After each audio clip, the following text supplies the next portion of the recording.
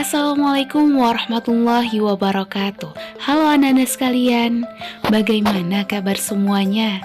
Semoga senantiasa baik ya. Nah, materi kita pada hari ini ialah tentang dakwah Rasulullah di Mekah. Sebelumnya, perhatikan terlebih dahulu KD dan tujuan pembelajaran berikut ini. Di sini ada KD 1.10, 2.10, 3.10, dan 4.10. Bertujuan yang pertama agar peserta didik dapat meyakini kebenaran dakwah Rasulullah di Mekah. Dua, agar peserta didik dapat bersikap tangguh dan rela berkorban menegakkan kebenaran sebagai ibrah dari sejarah strategi dakwah Rasulullah di Mekah. Ketiga, agar peserta didik dapat menganalisis substansi, strategi, dan penyebab keberhasilan dakwah Rasulullah di Mekah. Dan terakhir, agar peserta didik dapat menyajikan keterkaitan antara substansi dengan keberhasilan dakwah Rasulullah di Mekah. A. Substansi dakwah Rasulullah di Mekah. Bagaimana si masyarakat sebelum datangnya Islam?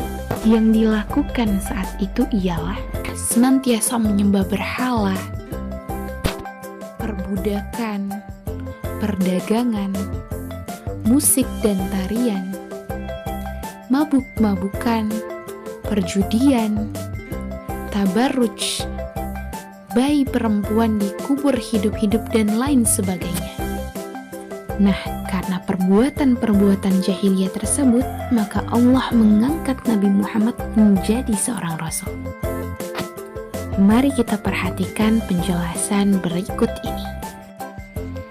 Rasulullah menerima wahyu pada saat usia beliau 40 tahun, pada malam 17 Ramadan di Gua Hira.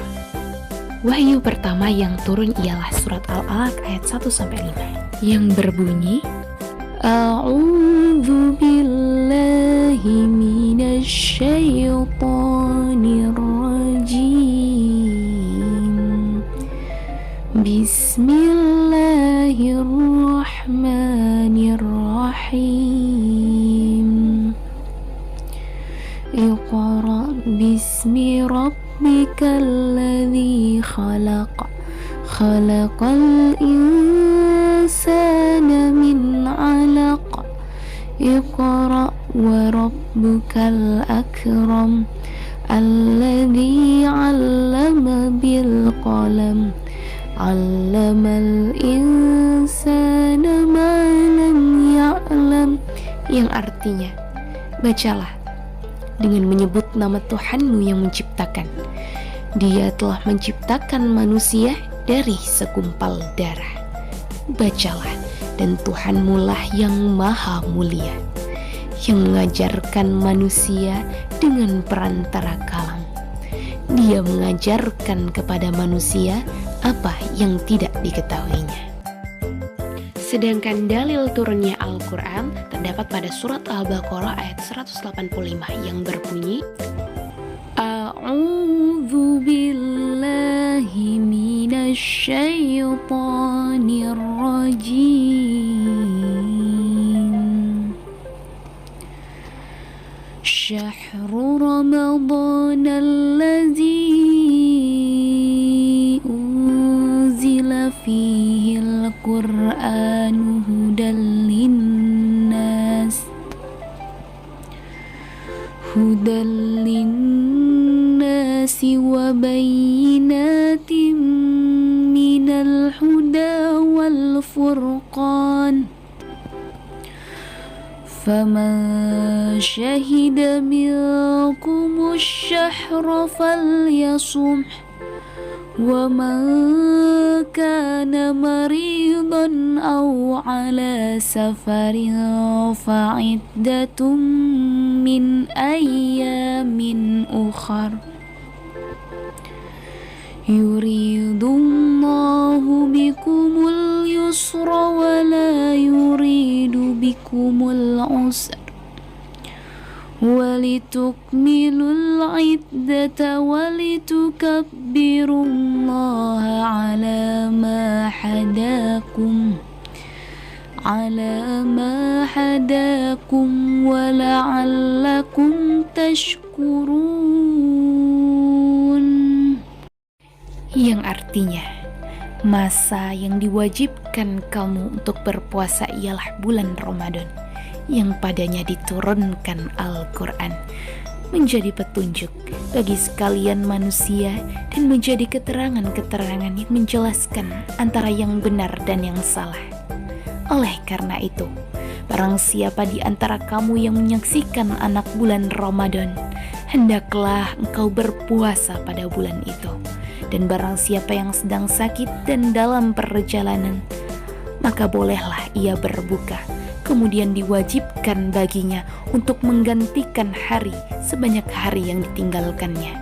Dengan ketetapan demikian itu, Allah menghendaki kamu memperoleh kemudahan dan tidak menghendaki kamu menanggung kesukaran, dan juga supaya kamu cukupkan bilangan puasa dan kamu membesarkan Allah karena mendapat petunjuk, dan supaya kamu bersyukur. Setelah penerimaan wahyu pertama, Rasulullah diajak oleh istrinya Siti Khadijah untuk pergi ke rumah Warakah. Siapakah Warakah? Warakah bin Naufal adalah anak dari pamannya Siti Khadijah. Warakah itu sudah tua dan buta. Warakah itu seorang Nasrani di masa jahiliyah. Warakah dapat menulis Injil dengan bahasa Arab yang terkenal akan intelektualitasnya, menjadi pembenar pertama bahwa Rasulullah adalah nabi akhir zaman yang perjalanan dakwahnya begitu dahsyat. Apa saja pokok ajaran dakwah Rasul? Pokok ajaran dakwah Rasulullah yang pertama adalah akidah, yang kedua adalah akhlak. Pengertian akidah. Secara bahasa, akidah berasal dari bahasa Arab al-aqdu atau ikatan, atau siku atau kepercayaan, al-ihkamu atau menetapkan, dan ar-rabtu biquwah yang berarti mengikat dengan kuat. Secara istilah, akidah merupakan iman yang teguh dan pasti, yang sama sekali tidak ada keraguan di dalamnya. Akidah Islamiyah merupakan keimanan yang teguh terhadap Allah Subhanahu wa Ta'ala dengan segala ketetapannya, mengimani malaikat-malaikatnya, Rasulnya, kitabnya, hari kiamat, serta takdirnya. Contoh sahabat-sahabat Rasul yang mempunyai akidah yang kuat. Pertama ada sahabat Bilal bin Rabah, kedua ada sahabat Ammar bin Yasir, tiga sahabat Sumayyah binti Khayyat. Inilah beberapa sahabat yang memiliki ketauhidan, fondasi akidah yang begitu kuat. Walau cacian yang luar biasa, penyiksaan yang bengis, bahkan pembunuhan yang tak wajar, mereka tetap dapat mempertahankan La ilaha illallah, tiada Tuhan selain Allah. Rasul pun tak mau kompromi. Saat Rasul dibujuk oleh pamannya Abu Thalib untuk meninggalkan agamanya demi keselamatan dirinya, Rasul tak mau kompromi.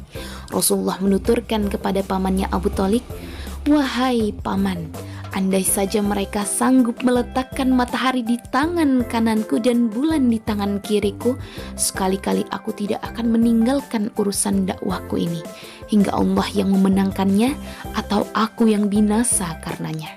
Begitulah keteguhan dakwah Rasul, meskipun hinaan, caci makian, penyiksaan, bahkan upaya pembunuhan tidak menyurutkan tekadnya dalam berdakwah, menyampaikan kebenaran agama Allah.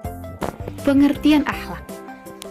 Akhlak berasal dari kata akhlaka, yukhliku ikhlakan, yang berarti as-sajiyah atau perangai, tabiat atau kebiasaan, al-maru'ah atau peradaban yang baik, ad-din atau agama. Akhlak adalah keadaan yang melekat pada jiwa manusia yang melahirkan perbuatan baik ataupun buruk. Macam-macam akhlak. Akhlak terbagi menjadi dua, mahmudah dan mazmumah. Mahmudah atau akhlak terpuji, contohnya sabar, syukur, khauf, roja, jujur, pemalu, pemaaf, tawadu, husnudzon, tawakal, dan lain-lain.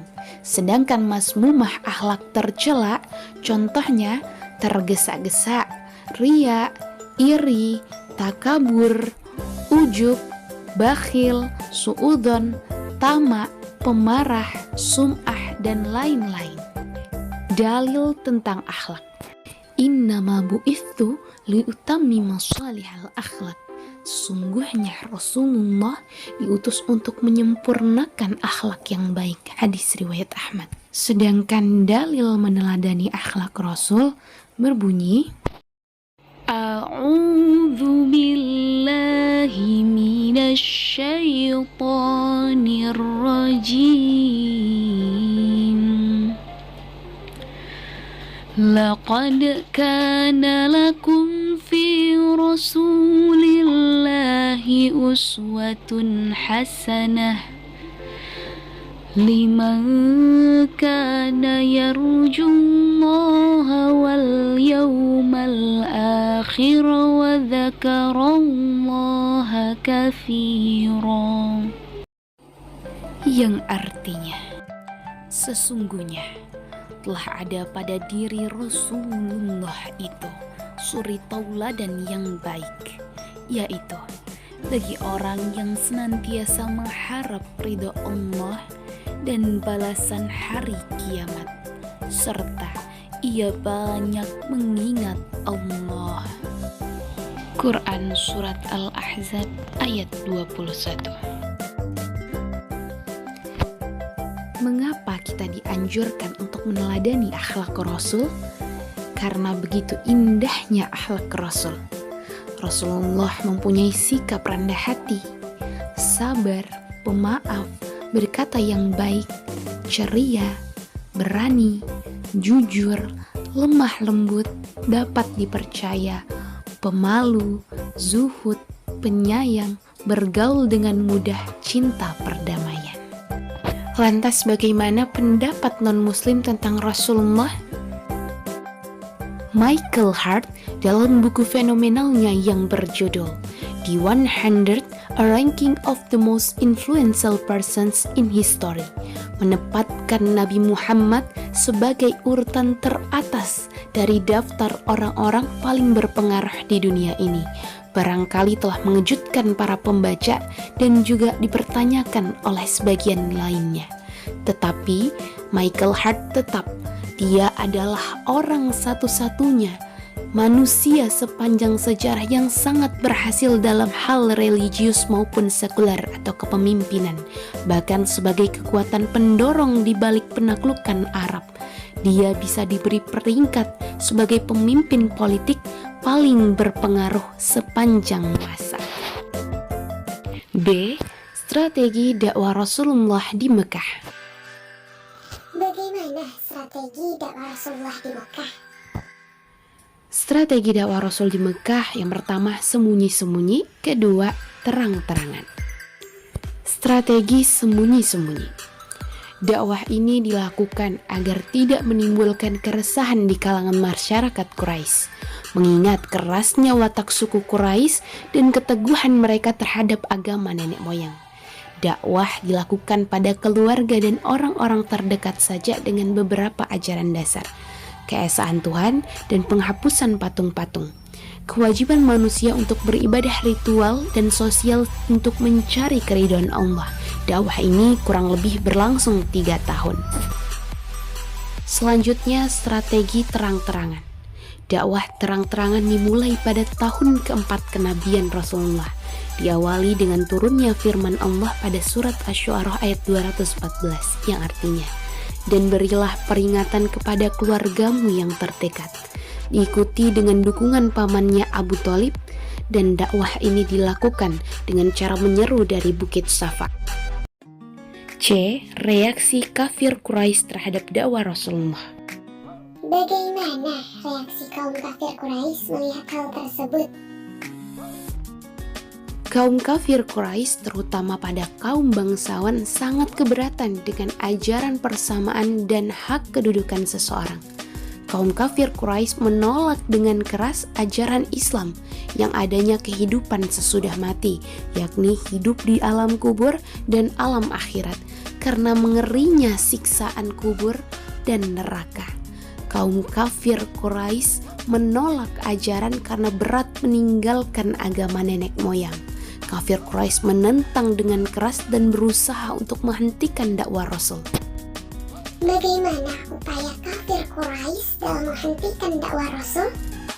Mereka berupaya untuk menyiksa sampai mati budak-budak Islam, menyiksa anggota keluarga yang masuk Islam sampai ia kembali ke agama sebelumnya. Rasul dilempari kotoran, meminta pamannya untuk menghentikan dakwah ponakannya, mengusulkan pada Rasul agar permusuhan selesai, tapi campur adukan akidah dan ibadah Islam dengan kaum kafir. D. Kesulitan-kesulitan yang dihadapi Rasul dalam dakwah di Mekah. Di antaranya ialah penganiayaan dan penyiksaan, bujukan dan rayuan, harta, tahta, dan wanita, melakukan penyembahan secara bergantian, pemboikotan, dan embargo ekonomi. E. Perjanjian Aqobah. Perjanjian Aqobah ialah perjanjian Nabi Muhammad dengan 12 orang penduduk Yasrib yang kemudian memeluk Islam, yang dimulai dari tahun ke-12 kenabian yang ditandai dengan sumpah setia kepada Nabi Muhammad. Perjanjian Aqobah dibagi dua. Yang pertama perjanjian Aqobah 1 dan kedua perjanjian Aqobah kedua. Isi dari perjanjian Aqobah 1 yang pertama, akan menyembah Allah dan tidak akan menyekutukannya. 2. Tidak akan mencuri. 3. Tidak akan berbuat zina. 4. Tidak akan membunuh anak-anak perempuan. 5. Tidak akan memfitnah. 6. Setia kepada Rasulullah. Isi dari perjanjian Aqobah kedua, yang pertama mendengarkan dan menaati Nabi Muhammad baik dalam keadaan semangat ataupun malas. 2. Menafkahkan harta baik dalam keadaan baik maupun sulit. 3. Melakukan amar ma'ruf nahi mungkar. 4. Tetap tabah dalam menghadapi celaan kaum kafir. 5. Melindungi Nabi Muhammad sebagaimana mereka melindungi diri dan keluarganya. F. Hijrah. 1.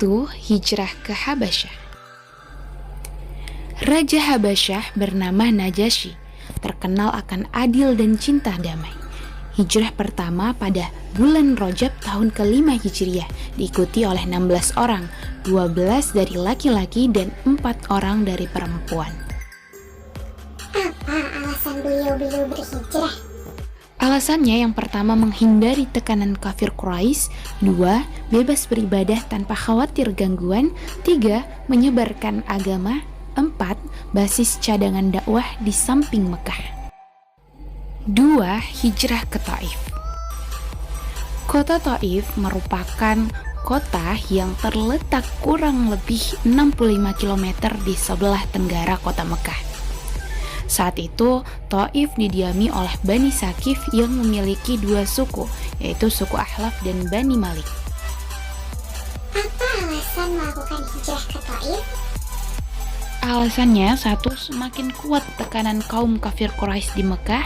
2. Ingin mencari perlindungan ke kota yang masih ada kerabatan dengan kaum Nabi. 3. Ingin menyebarkan Islam.